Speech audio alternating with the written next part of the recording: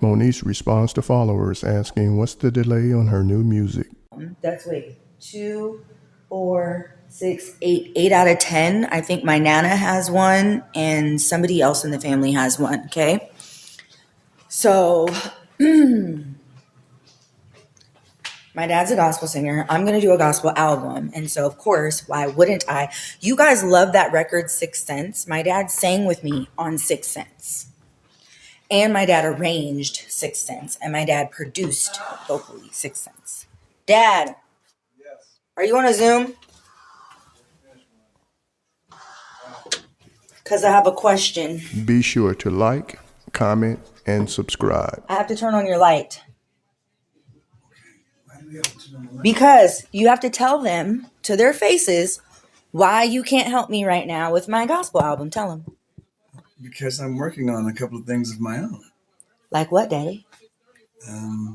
Some things that I can't talk about. Not right that, now. but you have your own album. Yeah. A new project is coming up. So I have to wait, right? I'm sorry, but yes. That's why. Stop asking me why. It's him. We're not important.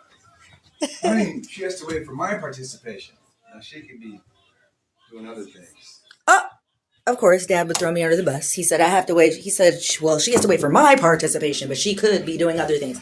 I was doing other things for the record. I don't like those other things, Dad.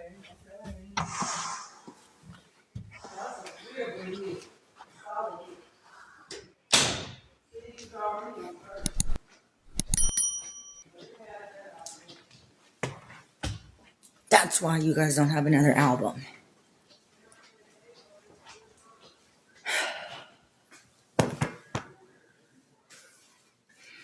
We have to wait. Dad said we have to wait. Just wait for my participation. And his participation isn't just him. I asked my Uncle Mark, who is his group member, for an arrangement. He's like, oh, hey, this is a really busy time for us. I'll have to talk to you in a couple weeks. And I'm like, damn it. Everyone's going to make me wait. So, great things take time. I'm really trying to I'm really trying to wait and be patient. But my dad is right. I could be doing other things. RL from Next actually wrote and sent me like 6 records for the album. But the thing about that is he doesn't remember who did the tracks. So for business purposes, I can't cut the records because I don't know who the producers are of the tracks. And so we have to have the tracks remade.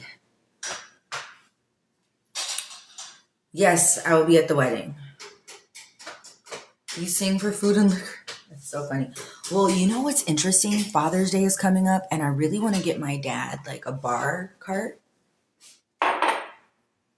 Like, that's cool. But I want to get him like a bar cart like mine. I have an actual original bar cart. Why did you miss your sister's wedding? I didn't go because I wanted her day to be about her, and my mother had just shown up to testify against me in court. So I wasn't wanting to be anywhere near anyone in her family. And I didn't want to ruin her special day because I would have had to acquiesce to all of the jabs that I knew my mother would have taken at me that day because my mom wouldn't have been able to separate. And so it would have been me absorbing all of the disrespect for my sister's sake, and I wasn't willing to do that. She said that if she had to do it over again, she'd do it exactly the same, which is crazy to me because now knowing what she knows, and her whole thing is like, well, I didn't know. Well, when I was telling you, you told me if I text you one more time, you were going to block me. So how would you know? Well, then someone called me and said you were going to have her deported. Yeah, I was, because she was stalking me at my house. And I didn't know, because that's what a stalker does. At the behest of the same man you showed up to testify for against me. whilst I was pregnant, you were saying to the world that I wasn't. So I wasn't going to go to the wedding.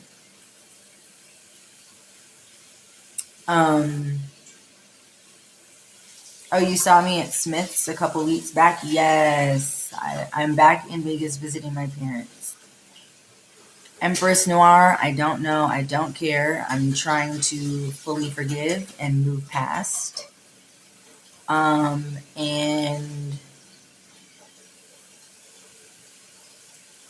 yeah. Not my mom, silly. It wasn't my mom. My mom's not an immigrant. No, that is not my father's wife. That is Mamie. What?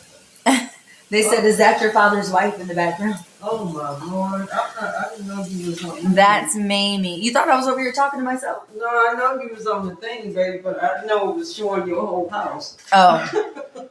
Mm-hmm. Yeah, She's here taking care, she takes care of my poppy, my grandpa in the mornings. Actually, we could go talk to, is my poppy dressed? Is Poppy dressed? Yeah, baby. He's in his chair? Yeah, he's on the Recliner? he's doing the Compression? step down, baby. Oh, sorry. I'm sorry. Okay, so you guys, I think you've met my Poppy. Let's see what he thinks about my armpit hair. Poppy, Hey, bro. I have a question. Go ahead. Can I, so I'm on live with my fans. What to do it? I'm on live with my fans, right? Okay. And we have a question for you. They want to know, say hi to them. Hey, how are you? That's my Poppy. This is AKA Big Sexy. Yeah, big sexy, yeah. That's Big Sexy. Yeah. I'm Little Sexy. Oh, shit. Okay. Okay, Poppy, what do you think about my armpit hair? I see hair under your arm. Should I get rid of it? Yes. Why? It doesn't smell. Because you're not a man. So? That's why you should get rid of it. You're a lady. So ladies don't have armpit hairs like that? Not the ones that I know. Fine. I'll get rid of it. Big Sexy said it's not sexy for me to have armpit hairs. No. That's not an attraction there. That's a distraction.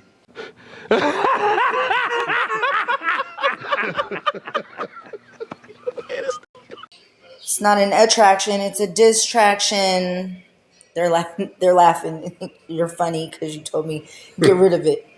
Okay, you guys, Poppy. Can I show them your picture? Help yourself. Huh? Okay, this is my Poppy.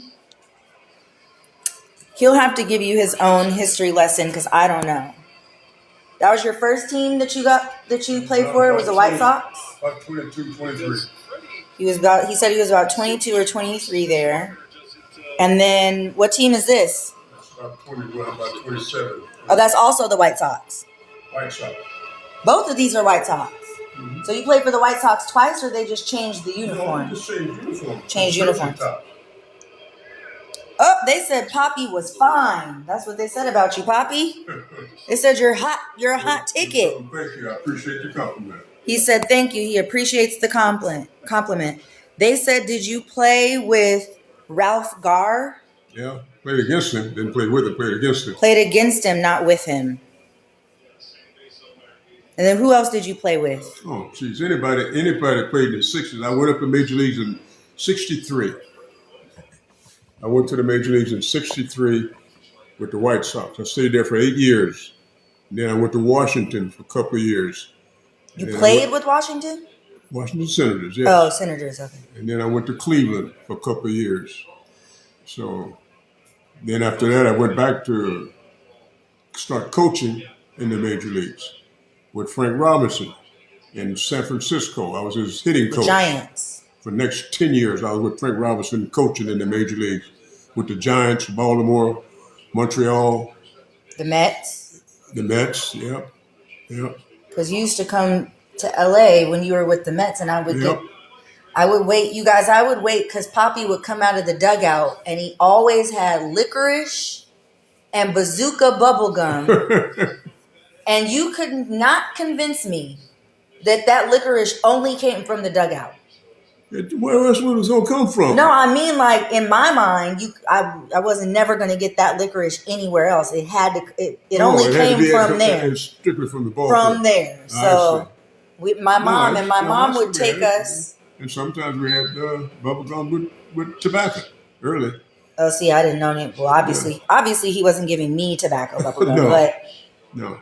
but it was crazy because I did not like. I liked the sport, but I just felt like the games took so damn long.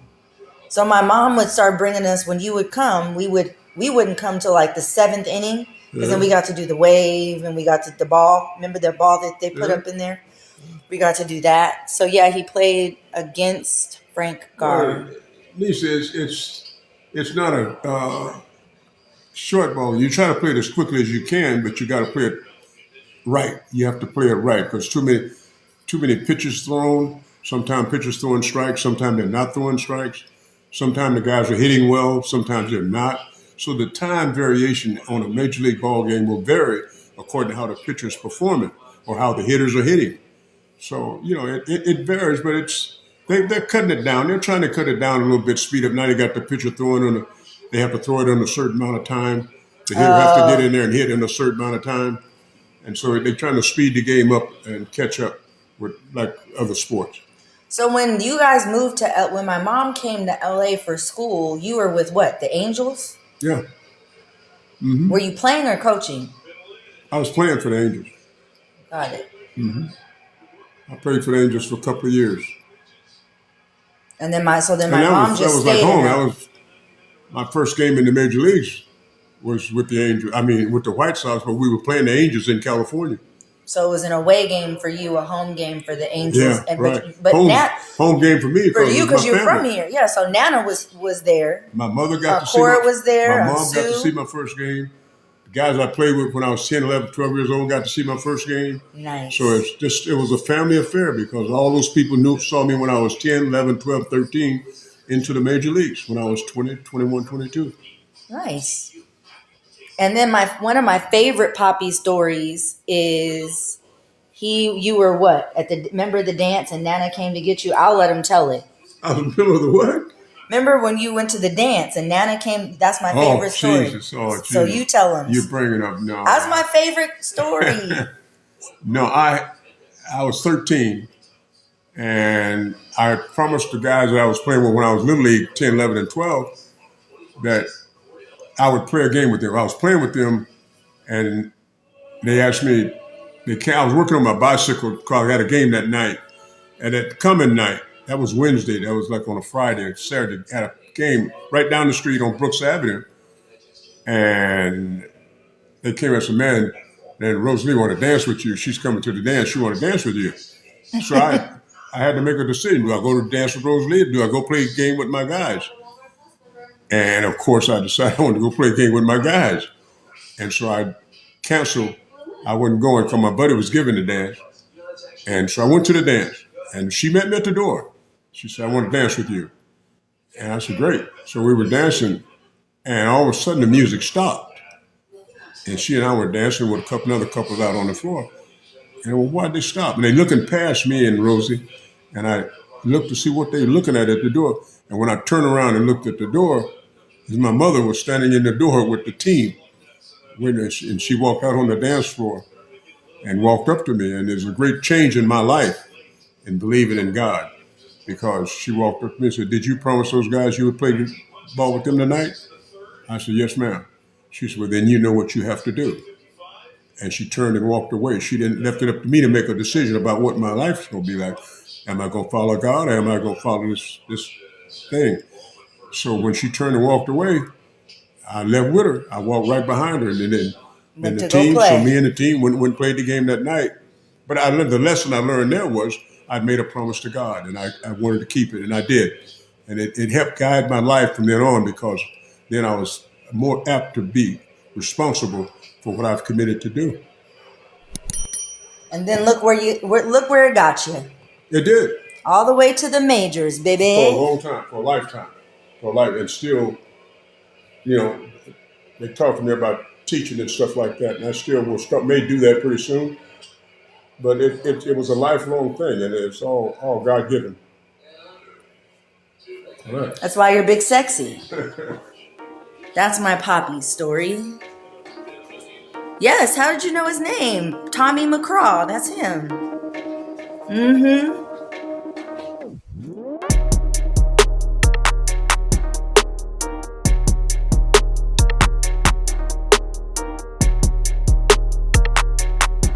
Thanks for tuning in to 9 Mag TV.